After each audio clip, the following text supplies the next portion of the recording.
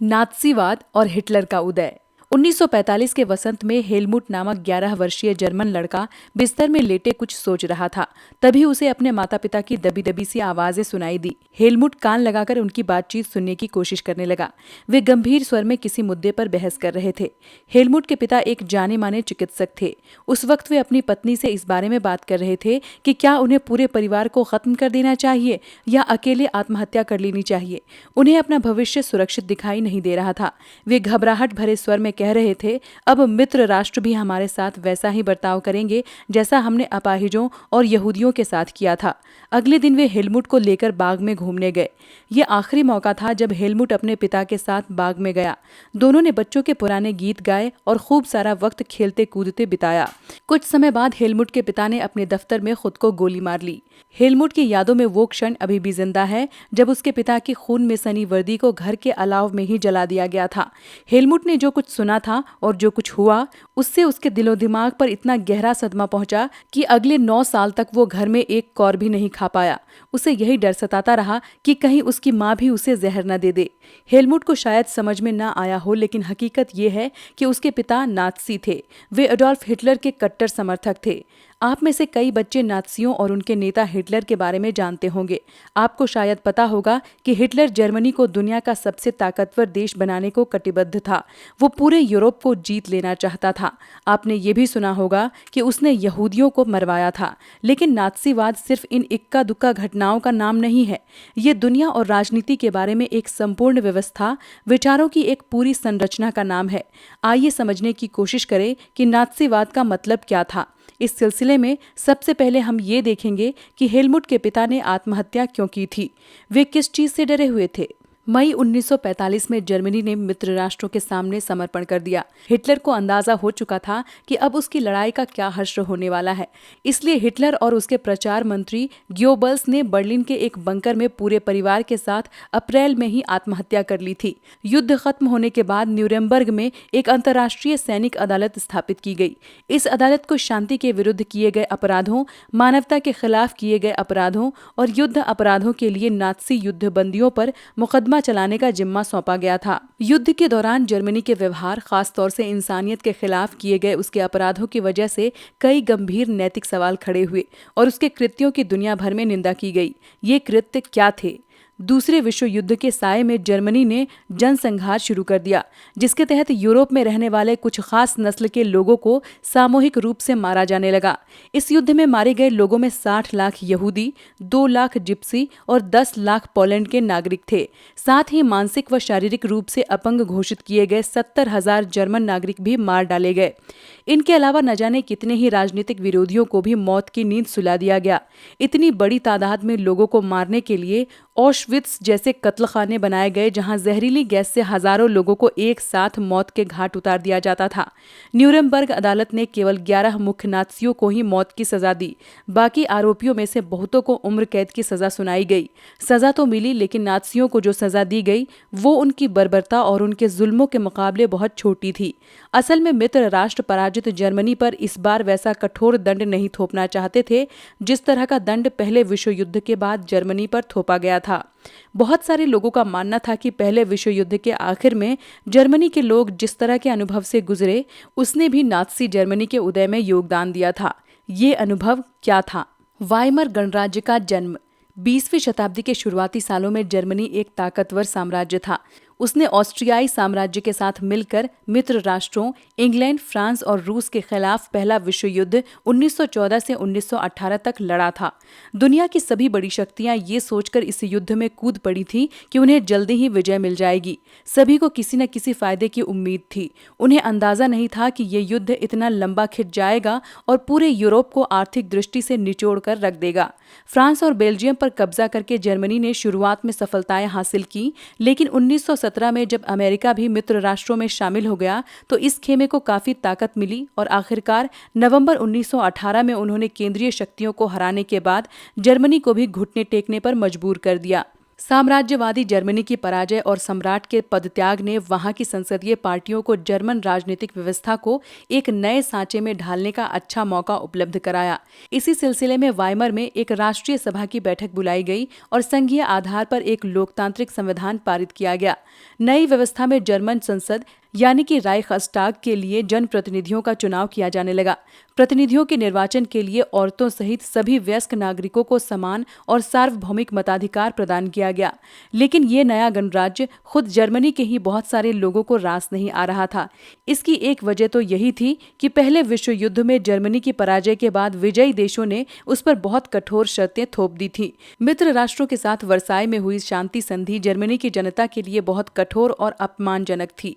इस संधि की वजह से जर्मनी को अपने सारे उपनिवेश, तकरीबन 10% आबादी, 13% भूभाग, 75% लौह भंडार और 26% कोयला भंडार फ्रांस, पोलैंड, डेनमार्क और लिथुआनिया के हवाले करने पड़े। जर्मनी की रही सही ताकत खत्म करने के लिए मित्र राष्ट्रों ने उसकी सेना भी भंग कर दी।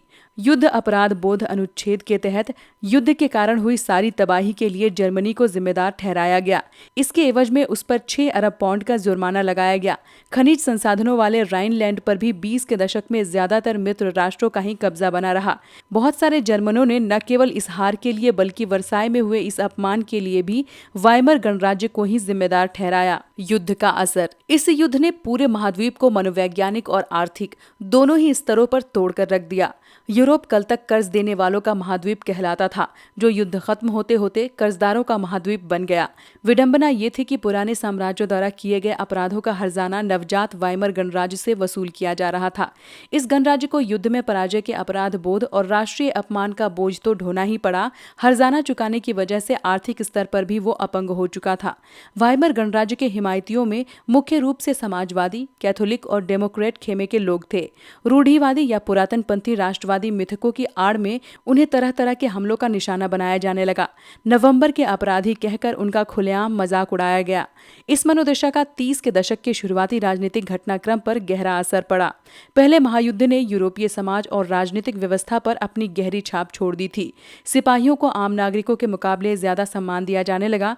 राजनेता और प्रचारक इस बात पर जोर देने लगे कि पुरुषों को आक्रामक, ताकतवर और मर्दाना गुणों वाला होना चाहिए।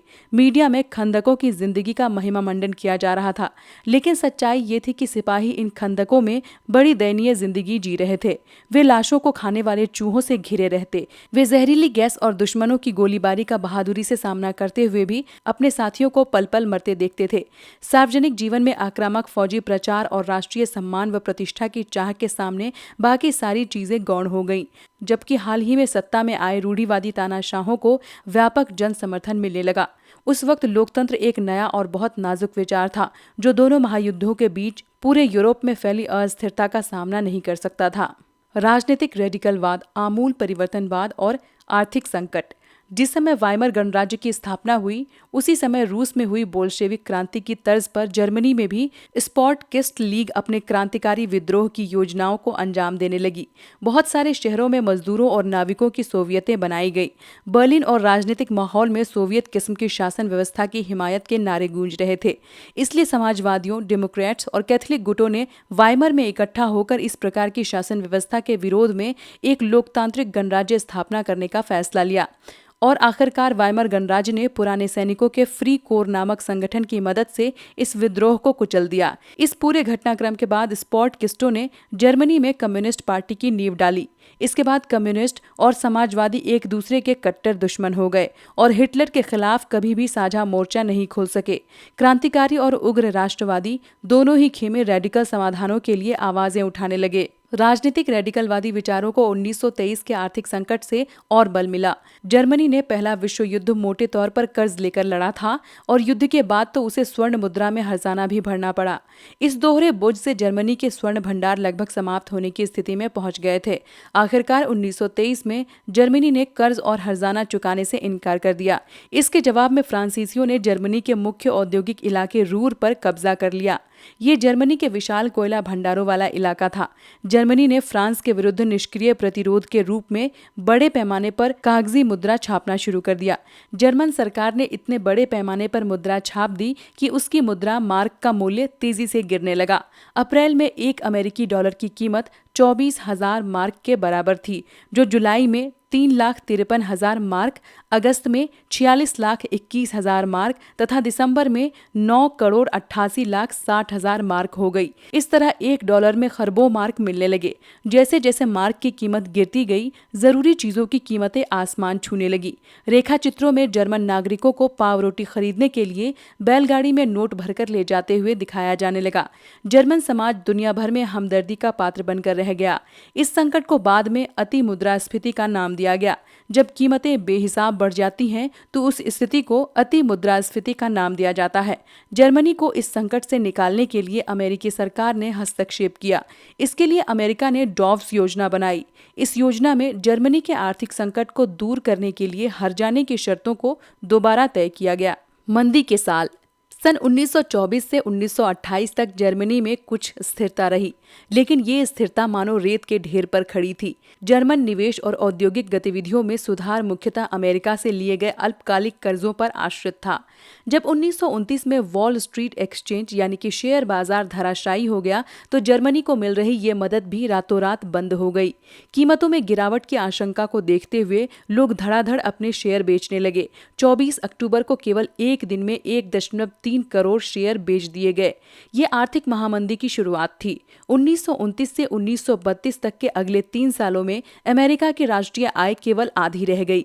फैक्ट्रियां बंद हो गई थी, निर्यात गिरता जा रहा था, किसानों की हालत खराब थी और सट्टेबाज बाजार से पैसा खींचते जा रहे थे। अमेरिकी अर्थव्यवस्था में आई इस मंदी का असर दुनिया भर में महसूस किया गया।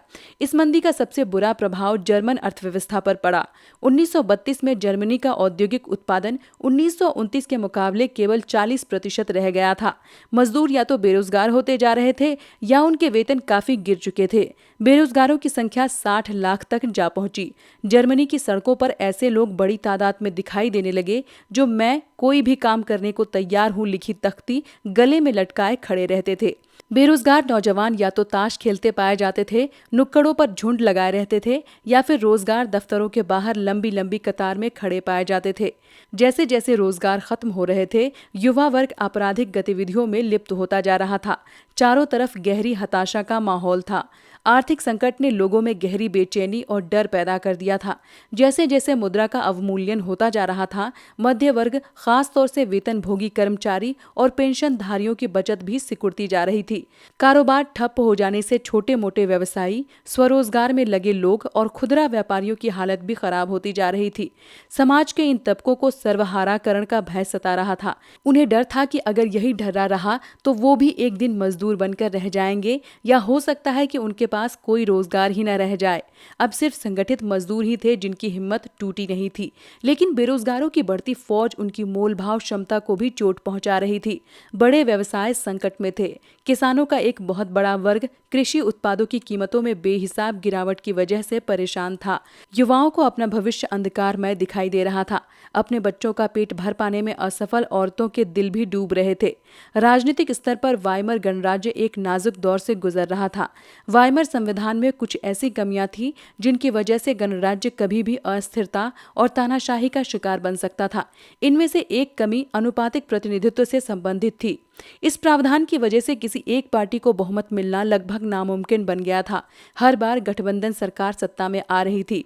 दूसरी समस्या अनुच्छेद 48 की वजह से थी, जिसमें राष्ट्रपति को आपातकाल लागू करने, नागरिक अधिकार रद्द करने और अध्यादेशों के जरिए शासन चलाने का अधिकार दिया गया था। अपने छोटे से जीवन काल में वाइमर गणराज्य का शासन 20 मंत्रिमंडलों के हाथ में रहा और उनकी औसत अवधि 239 दिन से ज्यादा नहीं रही। इस दौरान अनुच्छेद 48 का भी जमकर इस्तेमाल किया गया। इन पर सारे नुस्खों के बावजूद संकट दूर नहीं हो पाया। लोकतांत्रिक संसदीय व्यवस्था में लोगों का विश्वास खत्म होने लगा क्योंकि वो उनके लिए कोई समाधान नहीं खोज पा रही थी। हिटलर का उदय। अर्थव्यवस्था, राजनीति और समाज में गहराते जा रहे इस संकट ने हिटलर की सत्ता में पहुंचने का रास्ता साफ कर दिया। 1889 में ऑस्ट्रिया में जन्मे हिटलर की युवावस्था बेहद गरीबी में गुजरी थी। रोजी रोटी का कोई जरिया न होने के कारण पहले विश्व युद्ध की शुरुआत में उसने भी अपना नाम फौजी भर्ती के लिए लिखवा दिया था। भर्ती के बाद उसने अग्रिम मोर्चे पर संदेशवाहक का काम किया, कॉर्पोरल बना और बहादुरी के लिए उसने कुछ तमगे भी हासिल किए। जर्मन सेना की पराजय ने तो उसे हिला दिया था। लेकिन वर्साई की संधि ने तो उसे आग बबूला ही कर दिया। 1919 में उसने जर्मन वर्कर्स पार्टी नाम के एक छोटे से समूह की सदस्यता ले ली। धीरे धीरे उसने इस संगठन पर अपना नियंत्रण कायम कर लिया और उसे नेशनल सोशलिस्ट पार्टी का नया नाम दिया। इस पार्टी को बाद में नात्सी पार्टी के नाम से जाना गया। 1923 में ही हिटलर ने बावेरिया पर कब्जा करने, बर्लिन पर चढ़ाई करने और सत्ता पर कब्जा करने की योजना बना ली थी। इन दुस्साहसिक योजनाओं में वो असफल रहा। उसे गिरफ्तार कर लिया गया, उस पर देशद्रोह का मुकदमा भी चला, लेकिन कुछ समय बाद उसे रिहा कर दिया गया। नात्सिक राजनीतिक खेमा 1930 के दशक के शुरुआती सालों तक जनता को बड़े पैमाने पर अपनी तरफ आकर्षित नहीं कर पाया, लेकिन महामंदी के दौरान नात्सीवाद ने एक जन आंदोलन का रूप ग्रहण कर लिया। जैसा कि हम पहले देख चुके हैं, 1929 के बाद बैंक दिवालिया हो चुके थे, काम धंधे बंद होते जा रहे थे, मजदूर बेरोजगार हो रहे थे और मध्य वर्ग को लाचारी और भूखमरी का डर सता रहा था। नात्सी प्रोपेगेंडा में लोगों को एक बेहतर भविष्य की उम्मीद दिखाई देती थी। 1929 में नात्सी पार्टी को जर्मन संसद राइखस्टाग के लिए हुए चुनावों में महज 2.6% वोट मिले थे। 1932 तक आते आते ये देश की सबसे बड़ी पार्टी बन चुकी थी और उसे 37% वोट मिले। हिटलर जबरदस्त वक्ता था। उसका जोश और उसके शब्द लोगों को हिला कर रख देते थे। वो अपने भाषणों में एक शक्तिशाली राष्ट्र की स्थापना, वर्साई संधि में हुई नाइंसाफी के प्रतिशोध और जर्मन समाज को खोई हुई प्रतिष्ठा वापस दिलाने का आश्वासन देता था। उसका वादा था कि वो बेरोजगारों को रोजगार और नौजवानों को एक सुरक्षित भविष्य देगा। उसने आश्वासन दिया कि वो देश को विदेशी प्रभाव से मुक्त कराएगा और तमाम विदेशी साजिशों का मुंहतोड़ जवाब देगा। हिटलर ने राजनीति की एक नई शैली रची थी। वो लोगों को गोलबंद करने के लिए आडंबर और प्रदर्शन की अहमियत समझता था। हिटलर के प्रति भारी समर्थन दर्शाने और लोगों में परस्पर एकता का भाव पैदा करने के लिए नात्सियों ने बड़ी बड़ी रैलियां और जनसभाएं आयोजित की। स्वस्तिक छपे लाल झंडे। स्वस्तिक छपे लाल झंडे, नात्सी सैल्यूट और भाषणों के बाद खास अंदाज में तालियों की गड़गड़ाहट, ये सारी चीजें शक्ति प्रदर्शन का हिस्सा थी। नात्सियों ने अपने धुआंधार प्रचार के जरिए हिटलर को एक मसीहा, एक रक्षक, एक ऐसे व्यक्ति के रूप में पेश किया जिसने मानव जनता को तबाही से उबारने के लिए ही अवतार लिया था। एक ऐसे समाज को ये छवि बेहद आकर्षक दिखाई देती थी जिसकी प्रतिष्ठा और गर्व का एहसास चकनाचूर हो चुका था और एक भीषण आर्थिक एवं राजनीतिक संकट से गुजर रहा था। लोकतंत्र का ध्वंस। 30 जनवरी 1933 को राष्ट्रपति हिंडनबर्ग ने हिटलर को चांसलर का पदभार संभालने का न्योता दिया। ये मंत्रिमंडल में सबसे शक्तिशाली पद था। तब तक नात्सी पार्टी रूढ़िवादियों को भी अपने उद्देश्यों से जोड़ चुकी थी। सत्ता हासिल करने के बाद हिटलर ने लोकतांत्रिक शासन की संरचना और संस्थानों को भंग करना शुरू कर दिया। फरवरी माह में जर्मन संसद भवन में हुए रहस्यमय अग्निकांड से उसका रास्ता और आसान हो गया। 28 फरवरी 1933 को जारी किए गए अग्नि अध्यादेश यानी कि फायर डिक्री के जरिए अभिव्यक्ति, प्रेस एवं सभा करने की आजादी जैसे नागरिक अधिकारों को अनिश्चित काल के लिए निलंबित कर दिया गया। वाइमर संविधान में इन अधिकारों को काफी महत्वपूर्ण स्थान प्राप्त था। इसके बाद हिटलर ने अपने कट्टर शत्रु कम्युनिस्टों पर निशाना साधा।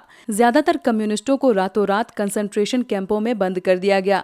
कम्युनिस्टों का बर्बर दमन किया गया। लगभग 5 लाख की आबादी वाले ड्यूसलडॉर्फ शहर में गिरफ्तार किए गए लोगों की बची खुची 6,808 फाइलों में से 1440 सिर्फ कम्युनिस्टों की थी। नात्सियों ने सिर्फ कम्युनिस्टों का ही सफाया नहीं किया। नात्सी शासन ने कुल 52 किस्म के लोगों को अपने दमन का निशाना बनाया था। 3 मार्च 1933 को प्रसिद्ध विशेषाधिकार अधिनियम पारित किया गया। इस कानून के जरिए जर्मनी में बाकायदा तानाशाही स्थापित कर दी गई। इस कानून ने हिटलर को संसद को हाशिए पर धकेलने और केवल अध्यादेशों के जरिए शासन चलाने का निरंकुश अधिकार प्रदान कर दिया। नात्सी पार्टी और उससे जुड़े संगठनों के अलावा सभी राजनीतिक पार्टियों और ट्रेड यूनियनों पर पाबंदी लगा दी गई। अर्थव्यवस्था, मीडिया, सेना और न्यायपालिका पर राज्य का पूरा नियंत्रण स्थापित हो गया। पूरे समाज को नात्सियों के हिसाब से नियंत्रित और व्यवस्थित करने के लिए विशेष निगरानी और सुरक्षा दस्ते गठित किए गए। पहले से मौजूद हरी वर्दीधारी पुलिस और स्टॉर्म ट्रूपर्स के अलावा गोस्तापो यानी कि गुप्तचर राज्य पुलिस, SS यानी कि अपराध नियंत्रण पुलिस और सुरक्षा सेवा यानी कि SD का भी गठन किया गया। इन नवगठित दस्तों को बेहिसाब असंवैधानिक अधिकार दिए गए और इन्हीं की वजह से नात्सी राज्य को एक खूंखार आपराधिक राज्य की छवि प्राप्त हुई। गेस्तापो के यंत्रणा गृहों में किसी को भी बंद किया जा सकता था। ये नए दस्ते किसी को भी यातना गृहों में भेज सकते थे। किसी को भी बिना कानूनी कार्रवाई के देश निकाला किया जा सकता था या गिरफ्तार किया जा सकता था। दंड की आशंका से मुक्त पुलिस बलों ने निरंकुश और निरपेक्ष शासन का अधिकार प्राप्त कर लिया था। पुनर्निर्माण। हिटलर ने अर्थव्यवस्था को पटरी पर लाने की जिम्मेदारी अर्थशास्त्री वालमार शाख्त को सौंपी। शाख्त ने सबसे पहले सरकारी पैसे से चलाए जाने वाले रोजगार संवर्धन कार्यक्रम के जरिए 100% उत्पादन और 100% रोजगार उपलब्ध कराने का लक्ष्य तय किया। मशहूर जर्मन सुपर हाईवे और जनता की कार फॉक्सवैगन इस परियोजना की देन थी। विदेश नीति के मोर्चे पर भी हिटलर को फौरन कामयाबियां मिली। 1933 में उसने लीग ऑफ नेशंस से पल्ला झाड़ लिया। 1936 में राइनलैंड पर दोबारा कब्जा किया और एक जन एक साम्राज्य एक नेता के नारे की आड़ में 1938 में ऑस्ट्रिया को जर्मनी में मिला लिया। इसके बाद उसने चेकोस्लोवाकिया के कब्जे वाले जर्मन भाषी सुडेंटनलैंड प्रांत पर कब्जा किया और फिर पूरे चेकोस्लोवाकिया को हड़प लिया।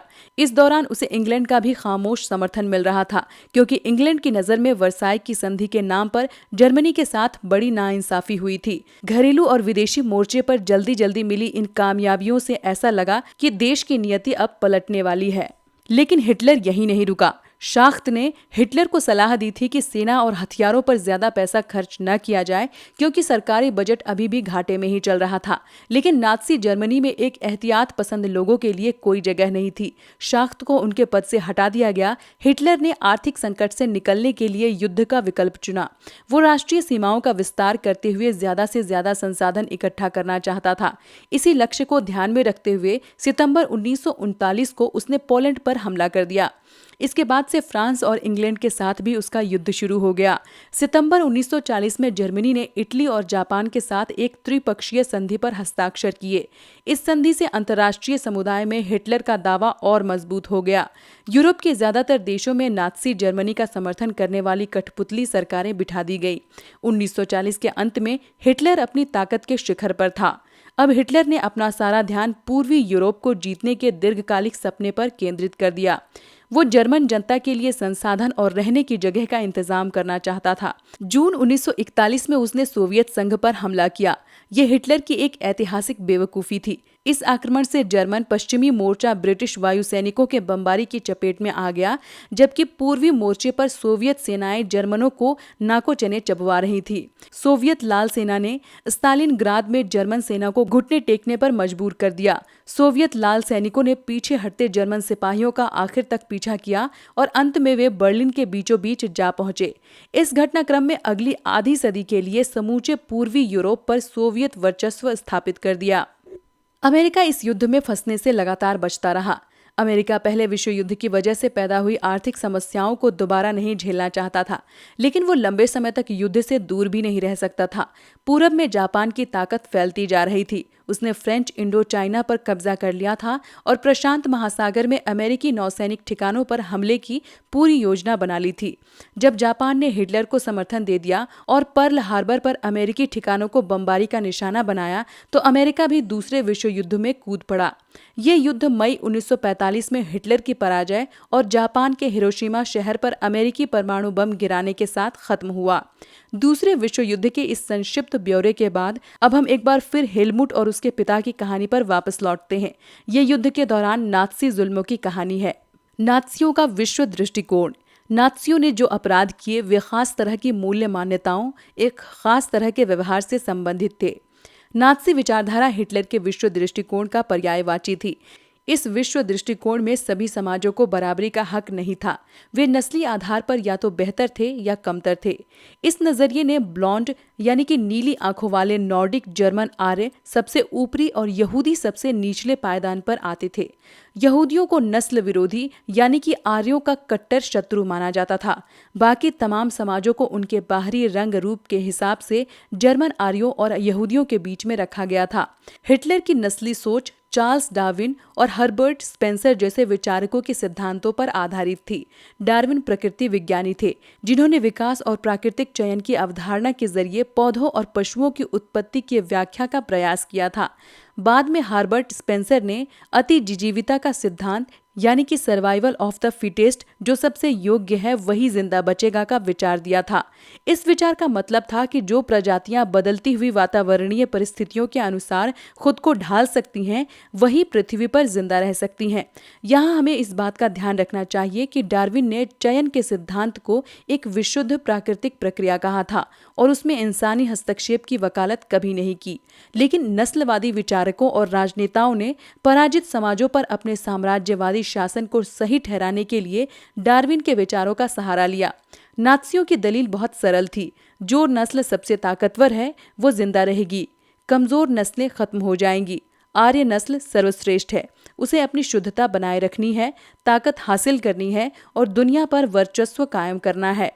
हिटलर की विचारधारा का दूसरा पहलू लेबेंसत्राउम या जीवन परिधि की भू राजनीतिक अवधारणा से संबंधित था।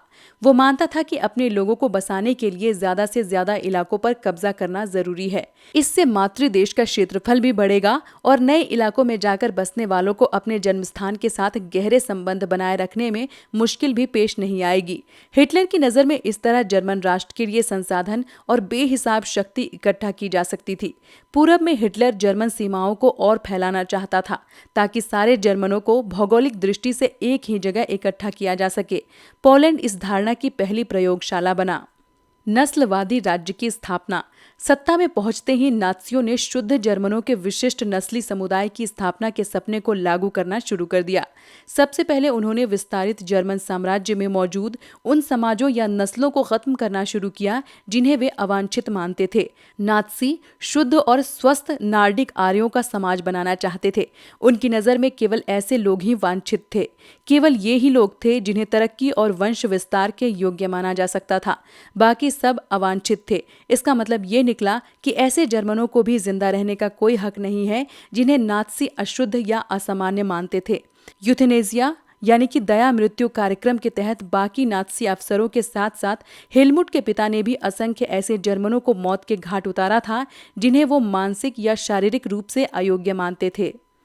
केवल यहूदी ही नहीं थे जिन्हें अवांछितों की श्रेणी में रखा गया था।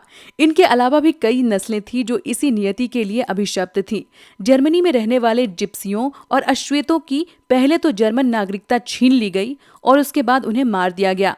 रूसी और पोलिश मूल के लोगों को भी मनुष्य से कमतर माना गया।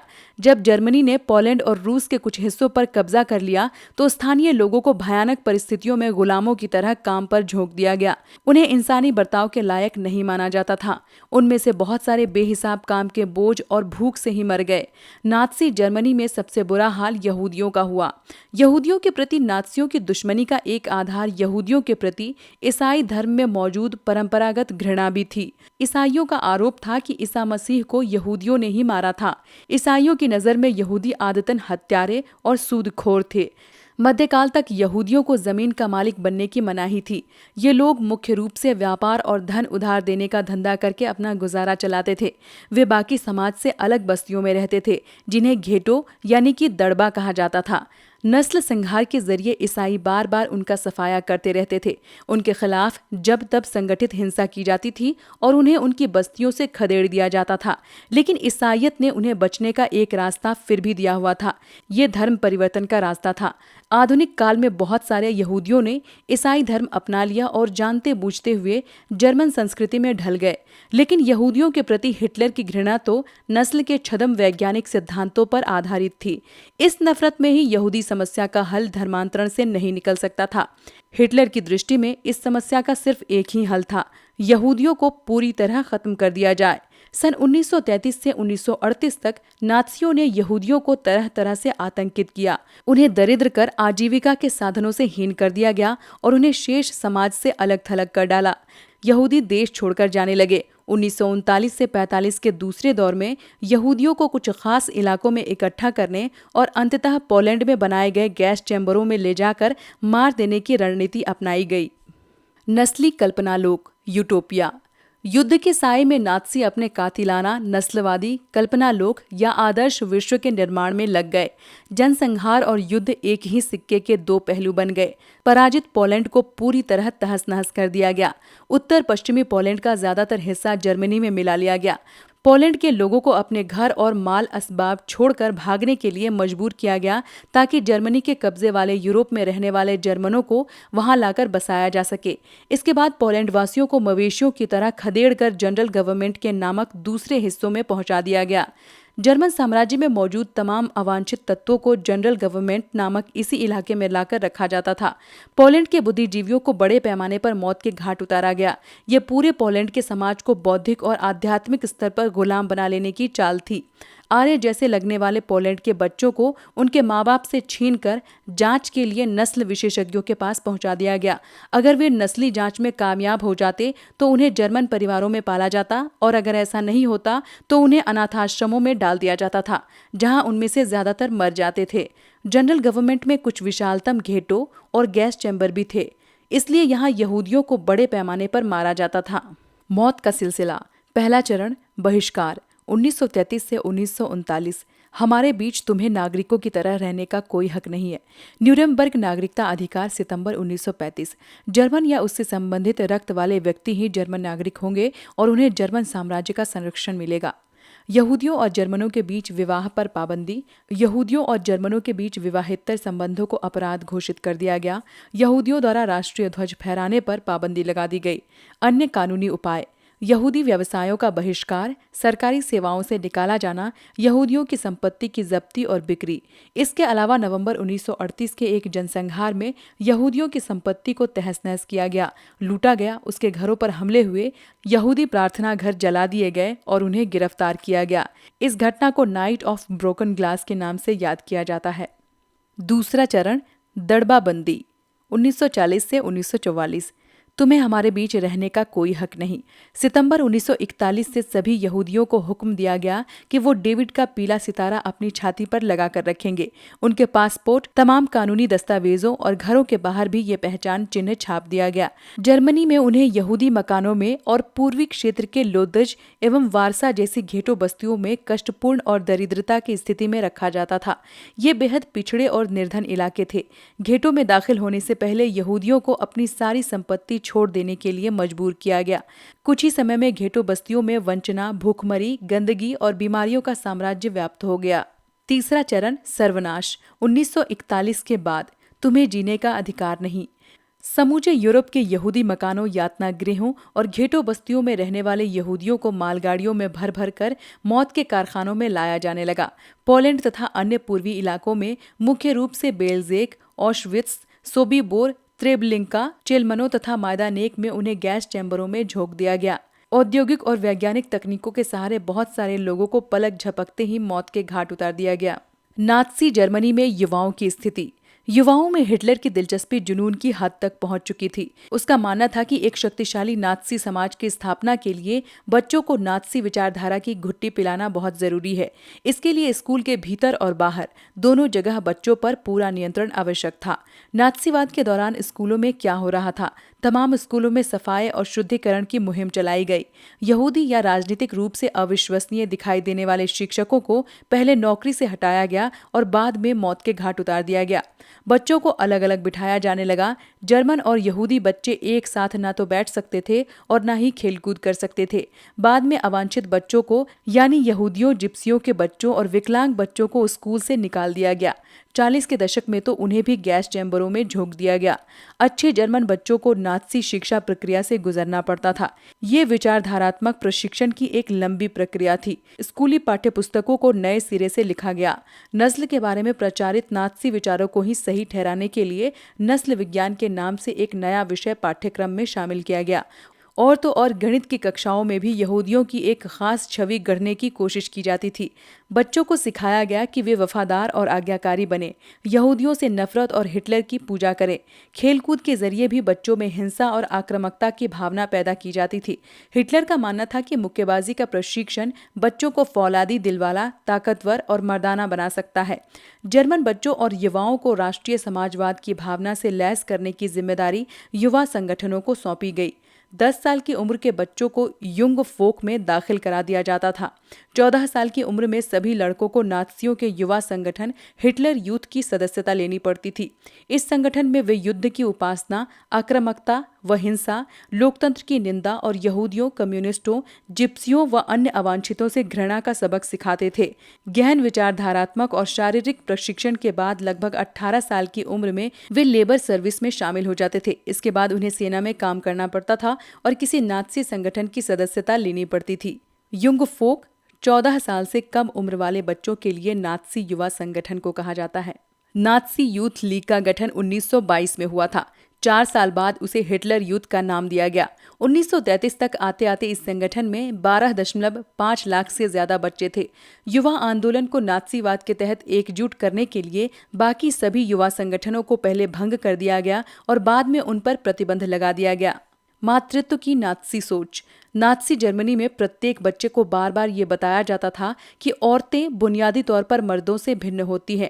उन्हें समझाया जाता था कि औरत मर्द के लिए समान अधिकारों का संघर्ष गलत है, ये समाज को नष्ट कर देगा। इसी आधार पर लड़कों को आक्रामक, मर्दाना और पत्थर दिल होना सिखाया जाता था, जबकि लड़कियों को ये कहा जाता था कि उनका फर्ज एक अच्छी मां बनना और शुद्ध आर्य रक्त वाले बच्चों को जन्म देना और उनका पालन पोषण करना है। नस्ल की शुद्धता बनाए रखने, यहूदियों से दूर रहने, घर संभालने और बच्चों को नात्सी मूल्य मान्यताओं की शिक्षा देने का दायित्व उन्हें ही सौंपा गया था। आर्य संस्कृति और नस्ल की ध्वजवाहक वही थी। 1933 में हिटलर ने कहा था, मेरे राज्य की सबसे महत्वपूर्ण नागरिक माँ है। लेकिन नात्सी जर्मनी में सारी माताओं के साथ भी एक जैसा बर्ताव नहीं होता था। जो औरतें नस्ली तौर पर अवांछित बच्चों को जन्म देती थीं, उन्हें दंडित किया जाता था, जबकि नस्ली तौर पर वांछित दिखने वाले बच्चों को जन्म देने वाली माताओं को इनाम दिए जाते थे। ऐसी माताओं को अस्पताल में विशेष सुविधाएं दी जाती थीं, दुकानों में उन्हें ज्यादा छूट मिलती थी और थिएटर व रेलगाड़ी के टिकट उन्हें सस्ते में मिलते थे। हिटलर ने खूब सारे बच्चों को जन्म देने वाली माताओं के लिए वैसे ही तमगे देने का इंतजाम किया था, जिस तरह के तमगे सिपाहियों को दिए जाते थे। 4 बच्चे पैदा करने वाली मां को कांसे का, 6 बच्चे पैदा करने वाली मां को चांदी का और 8 या उससे ज्यादा बच्चे पैदा करने वाली मां को सोने का तमगा दिया जाता था। निर्धारित आचार संहिता का उल्लंघन करने वाली आर्य औरतों की सार्वजनिक रूप से निंदा की जाती थी और उन्हें कड़ा दंड दिया जाता था। बहुत सारी औरतों को गंजा करके, मुंह पर कालिक पोत कर और उनके गले में तख्ती लटकाकर पूरे शहर में घुमाया जाता था। उनके गले में लटकी तख्ती पर लिखा होता था, मैंने राष्ट्र के सम्मान को मलिन किया है। इस आपराधिक कृत्य के लिए बहुत सारी औरतों को न केवल जेल की सजा दी गई, बल्कि उनसे तमाम नागरिक सम्मान और उसके पति व परिवार भी छीन लिए गए। प्रचार की कला। नात्सी शासन ने भाषा और मीडिया का बड़ी होशियारी से इस्तेमाल किया और उसका जबरदस्त फायदा उठाया। उन्होंने अपने तौर तरीकों को बयान करने के लिए जो शब्द ईजाद किए थे, वे न केवल भ्रामक बल्कि दिल दहला देने वाले शब्द थे। नात्सियों ने अपने अधिकृत दस्तावेजों में हत्या या मौत जैसे शब्दों का कभी इस्तेमाल नहीं किया। सामूहिक हत्याओं को विशेष व्यवहार, अंतिम समाधान, यूथेनेजिया, चयन और संक्रमण मुक्ति आदि शब्दों से व्यक्त किया जाता था। इवैक्यूएशन का आशय था कि लोगों को गैस चैम्बर में ले जाना। क्या आपको मालूम है कि गैस चैम्बरों को क्या कहा जाता था? उन्हें संक्रमण मुक्ति क्षेत्र कहा जाता था। गैस चैम्बर स्नान घर जैसे दिखाई देते थे और उनमें नकली फव्वारे भी लगे होते थे। शासन के लिए समर्थन हासिल करने और नात्सी विश्व दृष्टिकोण को फैलाने के लिए मीडिया का बहुत सोच समझकर इस्तेमाल किया गया। नात्सी विचारों को फैलाने के लिए तस्वीरों, फिल्मों, रेडियो, पोस्टरों, आकर्षक नारों और इश्तिहारी पर्चों का खूब सहारा लिया जाता था। पोस्टरों में जर्मनों के दुश्मनों की रटी रटाई छवियां दिखाई जाती थीं। उनका मजाक उड़ाया जाता था, उन्हें अपमानित किया जाता था, उन्हें शैतान के रूप में पेश किया जाता था। समाजवादियों और उदारवादियों को कमजोर और पथभ्रष्ट तत्वों के रूप में प्रस्तुत किया जाता था। उन्हें विदेशी एजेंट कहकर बदनाम किया जाता था। प्रचार फिल्मों में यहूदियों के प्रति नफरत फैलाने पर जोर दिया जाता था। द इटर्नल ज्यू इस सूची की सबसे कुख्यात फिल्म थी। परंपरा प्रिय यहूदियों को खास तरह की छवियों में पेश किया जाता था। उन्हें दाढ़ी बढ़ाए और काफ्तान पहने दिखाया जाता था, जबकि वास्तव में जर्मन यहूदियों और बाकी जर्मनों के बीच कोई फर्क करना असंभव था, क्योंकि दोनों समुदाय एक दूसरे में काफी घुले मिले हुए थे। उन्हें केचुआ, चूहा और कीड़ा जैसे शब्दों से संबोधित किया जाता था। उनकी चाल ढाल की तुलना कुतरने वाले छछूंदरी जीवों से की जाती थी। नात्सीवाद ने लोगों के दिलो दिमाग पर गहरा असर डाला। उनकी भावनाओं को भड़काकर उनके गुस्से और नफरत को अवांछितों पर केंद्रित कर दिया। इसी अभियान से नात्सीवाद का सामाजिक आधार पैदा हुआ। नात्सियों ने आबादी के सभी हिस्सों को आकर्षित करने के प्रयास किए। पूरे समाज को अपनी तरफ आकर्षित करने के लिए उन्होंने लोगों को इस बात का एहसास दिलाया कि उनकी समस्याओं को सिर्फ नात्सी ही हल कर सकते हैं। आम जनता और मानवता के खिलाफ अपराध। नात्सीवाद पर आम लोगों की प्रतिक्रिया क्या रही? बहुत सारे लोग नात्सी शब्दाडंबर और धुआंधार प्रचार का शिकार हो गए।